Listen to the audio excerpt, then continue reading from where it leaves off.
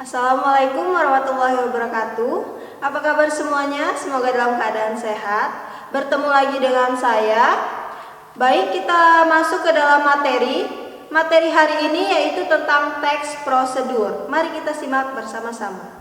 Materi pertama tentang pengertian teks prosedur. Apa sih yang dimaksud dengan teks prosedur? Teks prosedur adalah teks yang berisi langkah-langkah yang harus ditempuh untuk mencapai tujuan yang diinginkan, dan terdapat penjelasan atau keterangan dalam langkah tersebut.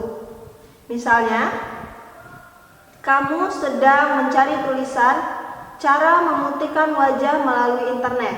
Nah, pada teks tulisan tersebut akan ada cara atau langkah bagaimana memutihkan wajah sehingga menghasilkan putih bersih seperti yang kamu inginkan. Cara yang disajikan, langkah demi langkah secara berurutan agar si pembaca mampu mengikuti tutorial yang disajikan.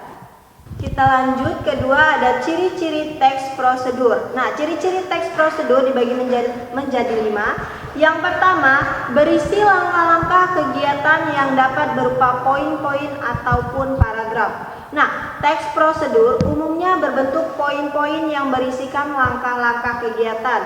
Setiap poin berkaitan dan menunjukkan urutan langkah yang harus dilakukan.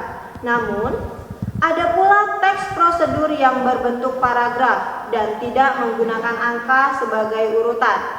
Teks ini terkadang dapat menyerupai teks narasi karena menggunakan konjungsi temporal. Yang kedua, ada menggunakan kalimat saran dan larangan. Kalimat saran dalam teks prosedur bertujuan untuk mengarahkan seseorang melakukan sesuatu agar mendapatkan hasil yang lebih baik.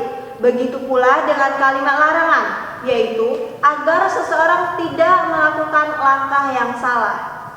Dan yang ketiga, ada disusun secara sistematis dan dijelaskan secara detail.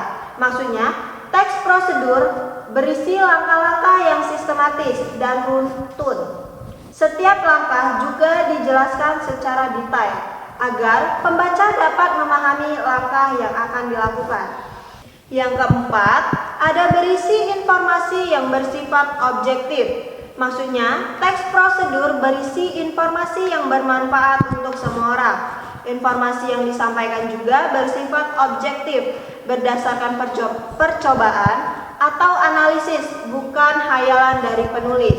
Dan yang terakhir ada ciri-cirinya, yaitu terdapat bilangan urutan atau angka yang menunjukkan urutan atau langkah prosedur. Seperti yang sudah dijelaskan sebelumnya, bahwa teks prosedur dibuat menggunakan tahapan. Umumnya ditulis menggunakan angka, tetapi untuk teks yang berupa paragraf akan terdapat urutan langkah yang ditunjukkan dengan kata seperti pertama, kedua, ketiga, dan seterusnya. Yang terakhir ada tujuan teks prosedur. Tujuan penulis teks prosedur adalah untuk menunjukkan atau menjelaskan bagaimana mengerjakan sesuatu dengan langkah-langkah yang urut dan memudahkan pembaca maupun pendengar agar dapat mengikuti langkah atau perintah dari isi teks yang tujuan akhirnya bisa sesuai keinginan pembaca maupun pendengar. Berdasarkan tujuannya, teks prosedur dibagi menjadi 3 jenis. Yang pertama, ada teks prosedur untuk memandu cara menggunakan atau memainkan suatu alat, cara memainkan suatu alat musik, dan cara menggunakan alat. Yang kedua, ada teks prosedur untuk memandu cara membuat. Maksudnya, ada bahan, cara, dan langkah. Dan yang terakhir, ada teks prosedur untuk memandu cara melakukan sebuah kegiatan. Sebagai contoh, cara menari, cara melakukan senam. Sekian untuk materi hari ini, semoga bermanfaat untuk kita semua. Saya akhiri, wassalamualaikum warahmatullahi wabarakatuh.